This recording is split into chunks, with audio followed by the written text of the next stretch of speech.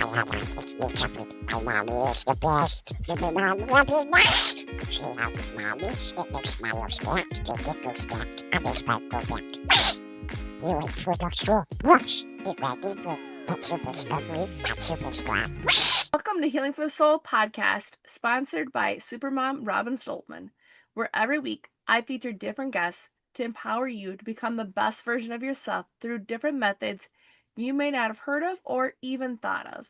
If you are ever looking for a virtual assistant, I highly recommend Sphere Rocket to delegate any business-related tasks like grow your social medias, book appointments, and much more that all businesses require, boosting your sales, productivity, and much more. The link to Sphere Rocket is at the bottom of this episode, and this is episode number 52, season 6. And today I have my guest, Zoa Conner, who is a PhD physicist who got tired of watching brilliant women feel like garbage for no reason.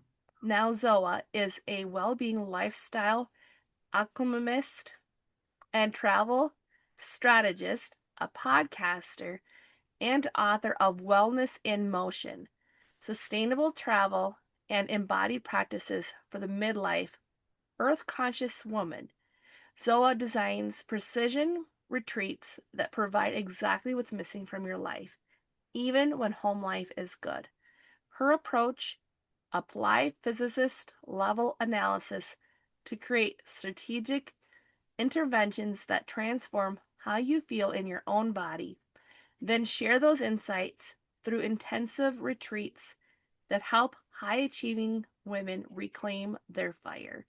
And today we are talking about travel is your surprise self-care powerhouse. Thank you so much, Zoa, for being here. I appreciate it very much. Thank you very much for having me, Robin. So, who or what inspired you to become a physicist? Well, so when I was growing up, I was always the girl that was good in math and science and good in other areas. But the question of why physics versus something else has to do with my role models in high school. So you've got the chemistry teacher who is, the old guy with the little glasses and the pocket protector in his lab coat. You've got the math teachers of all shapes and sizes that like to talk numbers and shapes and figures. And then you've got the physics teacher who's the 6 foot tall model in the summer with the long curly red hair who wears jewelry. So that was kind of an easy role model choice. They're all kind of the same to me at one point in terms of they all seemed viable. But that was the ticket to the kind of person I wanted to be, the kind of person who does multiple things and does them all well. I like that a lot because that's like one of the things that I'm trying to do in my own life, like figure out how to combine all the things I'm good at into one thing. And I can say Yep. it's quite challenging, but I like how you were able to take all three of them into one. That is awesome. Yep. So, what is a physicist and why is a PhD level physicist the best person to help fix the problems with health and well being? So physics is the science of understanding the world around you. Why does it work the way it does? On a bigger scale, right? Biology is about living things. Chemistry is about chemicals that combine and maybe they explode. That's always kind of fun. But physics is a little bit more applies to everything, whether it's big like a star, whether it's tiny like an atom, whether it's an object or whether it's energy. It's all physics. It's the whole world around you. And so the complexity of the human body is kind of beyond what you typically learn in biology, definitely beyond what you learn in chemistry. And a lot of issues with the human body are complicated enough that you need someone who's going to think outside the box. Someone who's not just going to take, well, this is what we have known for the last 100 years. And, maybe it works, maybe it doesn't, but someone who's going to look for creative solutions to your particular problem. And in particular, someone who's going to ask why this doesn't work and how do we solve the problem in a way that does work. That is a better question with what you just had said for about why, or no, so I'm trying to think. It was instead of asking why it doesn't work, you said to ask it differently. What's it going to take to make it work? Yeah, what's it going to take to make it work? That's a different Right? approach to a So, question. your Western medicine doctor is looking Yeah. for the pattern matching. What symptoms do you have? What complaints do you have? What blood marker numbers do you have? We put this all together into my doctor brain and out spits out a diagnosis, right? Yeah. Okay, great. Now we've got a label. You know what to put across your chest. I have this. That doesn't tell you what to do about it. No, it does not. And it It irritates doesn't tell me. you how it came to be. It doesn't tell you how to avoid it in the future. It just tells you what you have. It's kind of like putting an apple in your hand, explaining there's an apple in your hand. Okay, great. Oh, you mean this is also food? Oh, you mean it came from a tree? Oh, there's a whole different story around that apple, which is important for knowing what to do with it and how to get more. The same is true for your health and well-being. Yeah, I like that analogy because that is extremely powerful. Because it's like that's where I get irritated with doctors because it's like, great, you told me this, but now what am I supposed to do? It's kind of like when the doctors, the big thing is like with the weight loss, they say, well, do exercise, stay away from this food, go see a nutritionist, and then they call it done. Well, but they're just telling you what they know based on what they have learned. So if you take a look at what's in the curriculum for a Western medicine doctor, nutrition is not an expansive part of their curriculum. Exercise is probably not present at all, right? Neither is the fact that maybe some of that weight issue is related to trapped emotional energy or to hormonal imbalance because you're stressed, or all kinds of things are related, right? If we were talking about weight loss, we would be talking about, what you think of yourself. How's your self-confidence? How's your gut health? How's your sleep? What's your diet like? What's your movement patterns? How does that resonate well with your brain health and gut health? And what do you do to be nice to yourself?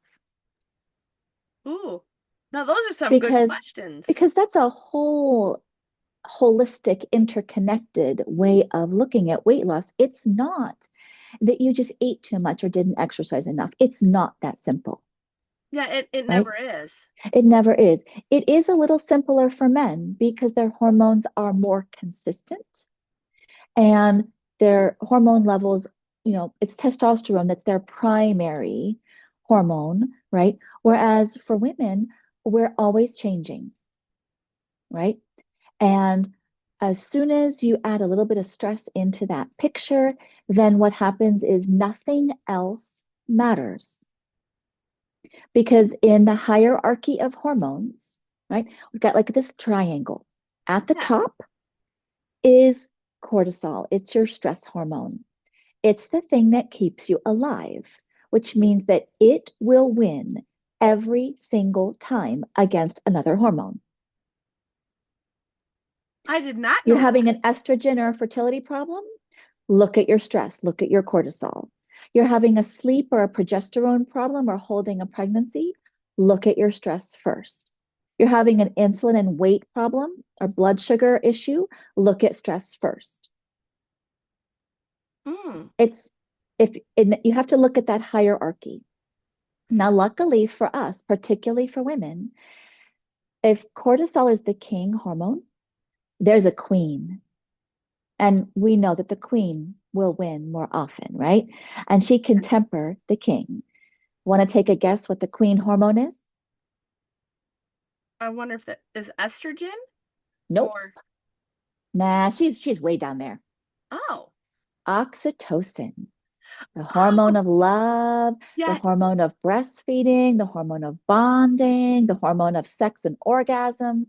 She is the queen, right?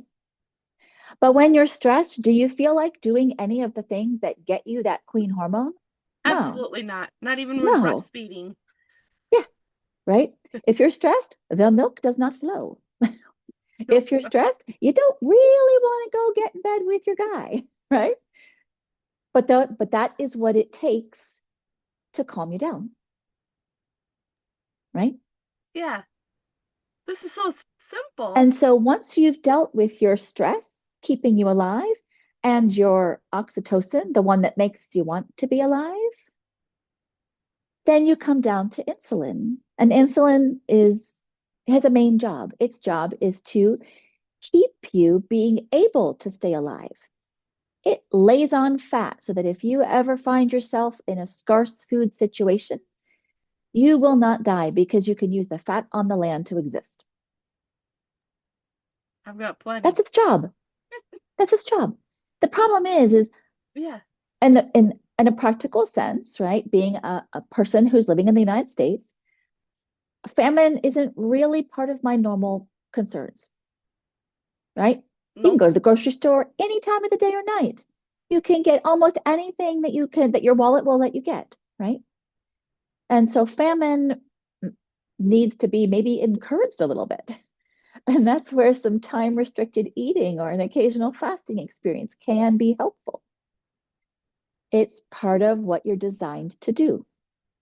You're not designed to be able to stuff your face all the time, right? Yeah. The ability to lay on fat was a very important skill in the past. That's why if you look at pictures from the Renaissance period, right, the most attractive women were the ones with curves. Yeah. Yeah, because those women were going to be fertile. Those women had enough nutrition on board to have good babies. Interesting. Those women were attractive. That makes Huh. sense? Yeah. It Yeah. definitely does. So knowing the context of how these hormones play together is really important. But when was the last time you sat down and had this conversation with your doctor about your hormone status? Never. Never. Did you learn about it in school? No. No, no. Wait. And yet it's part of everyday life and taking care of yourself. So it's really important. So there's a knowledge component and then there's an application component. Now that I've told you these things, what you going to do with them? Well, one is I'm going to work on my stress level personally. I'm just saying, work on lowering that Absolutely. because I can tell when I'm more stressed how certain things I'm starting to react or doing certain things that I normally would never do. And Hmm. so it's like I'm aware of that enough. And then like when I just had the baby 6.5 weeks ago with him, I'm like, I don't feel the oxytocin. And I'm like, I know that oxytocin is very important. So It now is. I'm like, okay, I've got to get the stress under control, drop that, bring up oxytocin. That's what I'm getting from what you're saying. Uh-huh. So rub that little baby's head, right? Accept kids playing with your feet, right? Take a hug. You get oxytocin hit from a hug, right? Yes, lots of There's them. all kinds of ways to create oxytocin, which can, and you kind of need to do it all day long, you know? Laughter, smiles, talking to your girlfriend, a little kiss from your hubby, all those things can just keep you up high enough to have just a little bit of oxytocin that you need and be de-stressed. Not distress, de-stress. I like that, especially because like that. I know people have said like social media, like those little. Oh, that's different. That's dopamine That's hit. a dopamine hit. Yeah, Yeah. so So how is dopamine that is going a to be super fun different? thing. Yeah, Yeah. dopamine is all about getting you to go and make something happen. I want that. Dopamine is the hormone that makes you go get that. Once you've gotten it, all gone. You need to want something else. Aha, that makes sense. So can the two work together? It can. Yeah. So And how of about a course, person do that? depending on how quickly your body breaks down these hormones, tells you how important it is to keep them either steady or from rising too high, right? So some people will clear their dopamine quickly, which means that they're always going to want the next hit. I want more, I want more, I want more, because as soon as they got it, it went down so fast, right? Other people, it stays around for a while. So, you can take that vacation, or you can, get that present from someone, or you can make yourself a special a dinner, and like that lasts for a bit. It kind of, you can coast on that for a bit. Yeah. So knowing how well you detoxify your brain helps you understand what you do on a daily basis. So then now I'm wondering, how do you detoxify your brain? Great sleep, that's when it happens. So your deep sleep, which is the what you get at the beginning of a good night's rest, is when your brain cleans itself. So your body has a system of taking out the trash called your lymphatic system, and your brain has its very own version called your glymphatic system. I've never heard of these. So it's like a big shower of your brain Yeah. every night when you sleep.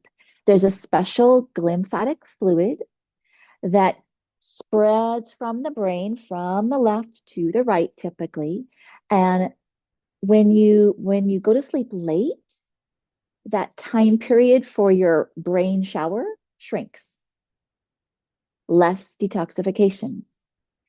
If you wake up frequently through that time, less of a brain shower, less cleansing. Now I'm thinking, is this worth it? Oh, well, I mean, yes, but also it's a process where um, the more stressed you are, the more toxins you have to get rid of, the more important it is. And I would like to think that since you have got a brand new 6-week-old baby, that you have spent the last 10 or so months with a really healthy, clean body and brain. Well, I'd like to think so, but I got a bunch of other kids. Exactly. Which So means, it's just there's things happening in there, constantly, right? yeah. Yeah. Huh. This is quite interesting. I know why they didn't teach us this in school, because that would have been more fascinating to know about how we operate and why we do what we do and how we do what we do. And I did not know that for the stress level with the Cortisol oxytocin and or the yeah, and yeah, yeah, oxytocin. yeah. Yeah. I mean, like, that's just fascinating, like the sleep, because I'm like, I know sleep is very important. So like one of the things that I've done, like I know hypnosis. I'll take hypnos. I'll call them hip nappies because my son, he's 3. He likes his hip nappies. He actually falls asleep. I don't because I'm listening to the recordings. Mhm. So when I'm doing that, I've noticed like I am fully awake. It's equivalent to 8 hours of sleep. So in that, is that giving the brain during that time frame the break that it needs, like that the sleep that you were talking about, or is that not enough time? Well, so when I would teach prenatal yoga and teach natural childbirth classes, I would often encourage my moms to practice yoga nidra. So, yoga nidra is the practice of yogic sleep. Maybe you're familiar with meditation, right? Yeah, And meditation is the practice of focusing your mind on something particular. yeah, that's Maybe it with it's the hypnosis. picture of a candle flame. Yeah. Maybe it's a particular thought. Maybe it's a particular image. Maybe it's something you do with your fingers. I like to do finger tapping. There's a lot of ways to do meditation, but the idea that you narrow down your thoughts and focus on a particular thing is one of the like premises, shall we say, of how meditation is practiced. Yoga Nidra has a component to it where, you're starting off with awareness of your breath, and there's a couple stages to it. But the most interesting stage to me is the part where you are listening to a guided meditation or a guided yoga nidra, where you're constantly splitting from this thought to that thought, a big gray cloud, a tall mountain, a leaf. You're actively, so this is a very active state of the brain, right? Okay. But after a yoga nidra practice, it feels to your brain, because of the brainwave state, as if you just had a really nice sleep. Does that make sense? Yeah, it does. Yeah. Now, does it actually provide the opportunity for deep sleep and brain cleaning is a different matter, right?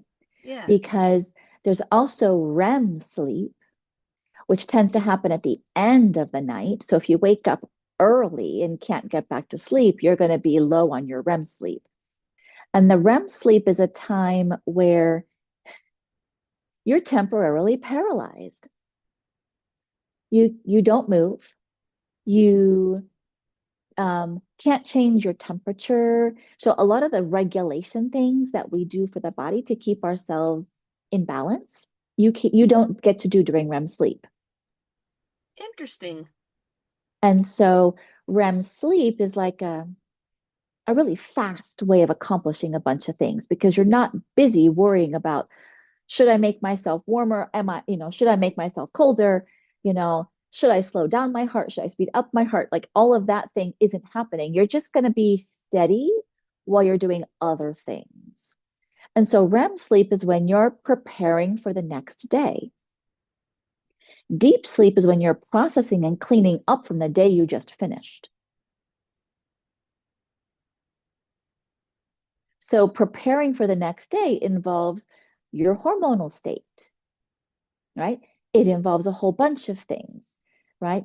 When you wake up early, you tend to be hungrier that day. Your hunger hormones are a little off. Yeah, everything seems like it's off. Everything's a little off. Yeah, you're not ready for the day. Does that make sense? Yeah, it does. That's the state that I've been in for the last couple weeks. Yep. Yep. Yep. That's it. Um, so I feel like everyone's experience is different with yoga Yeah. nidra, but I've found it really good for supporting the lack of REM sleep, Hmm. helping you prepare and make it through the day, more so than supporting the deep sleep. But maybe that's just me.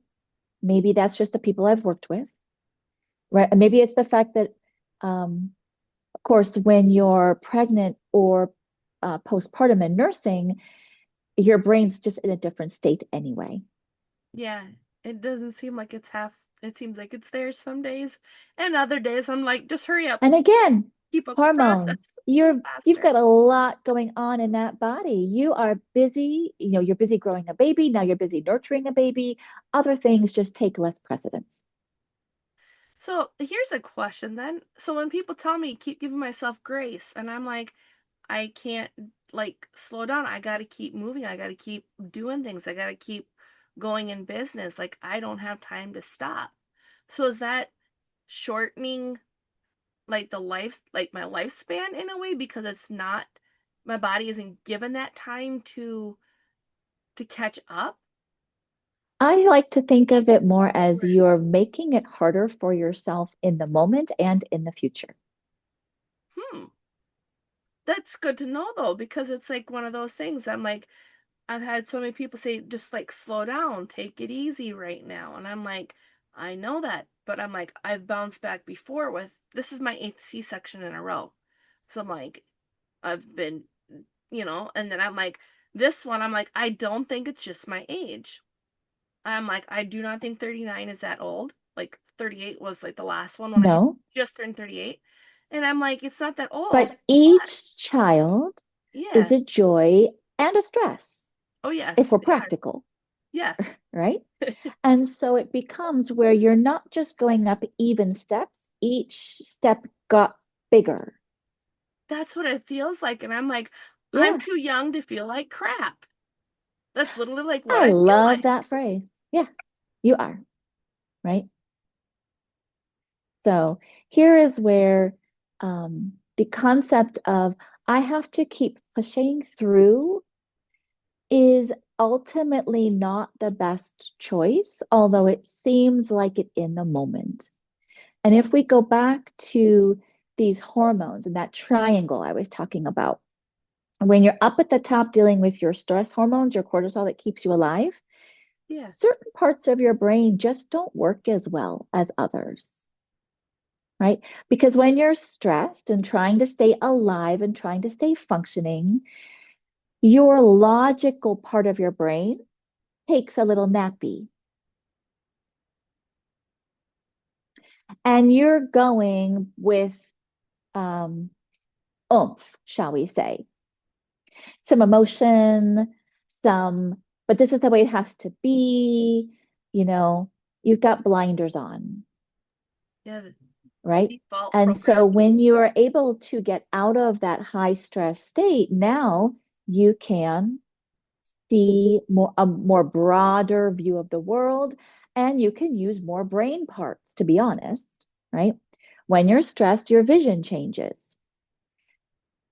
You see close up. You are looking for danger. And that turns on certain parts of your brain. So, one of the easiest ways to de stress yourself is to look far away. Huh. Because Interesting. when you look far away, it's a different viewpoint, it's a different brain state. This is why travel is your surprise powerhouse. Go look at the horizon at the beach. Go look at the faraway mountains. Get off the screen. Stop looking at the things inside your house. It's too close. It's too stressful. Look far away. Does that make sense? It does. Because I was actually wondering, like I said, I know that I'm not that, I'm too young to feel like crap. Like, that's what I've been telling the doctors. And they keep saying, well, it's because you're getting older. I'm like, no, no, no. That's an excuse, and it's kind of a lame excuse, too. Well, that's what I keep telling them. And that's what I've told other people. I'm like, no. I'm like, yeah, I'm almost 40, but I should not feel like this. Because I know like there's something that's changed. So when he brought up about like the vision, I'm like, I've noticed that my vision, I have less of it now. Like I'm able to see more close up, but when it comes to vision, I'm like, distance, I just don't have it. So then I'm like, okay, is it my eyes that are functioning not correctly? Do I need an appointment? Like, is it the glass? And then I'm like, you know what? Maybe it's just all that stress. So can like the cortisol affect our eyesight, like from the stress that you've mentioned? Well, absolutely. Your cortisol affects everything. It affects your blood flow to the eyes. It affects Huh. how small and large your blood vessels are, right? When you're stressed, your blood vessels shrink, your blood pressure goes up, right? That would make sense with Because migraines. you are trying to deliver blood to your muscles so that you can fight or run away, right? So the nervous system is a funny thing when it comes to stress. You've got four states of your nervous system, and those are reflected by some things you already know. Fight and flight, right? Maybe you've heard of these, right? When you're strong and capable, and you're in a stress state, the first thing you'll do is fight, right? If you're strong but not feeling stronger than your potential opponent, you will instead flee. You will run away, right? Yeah. If you don't even feel fast and strong enough to run away, you will freeze.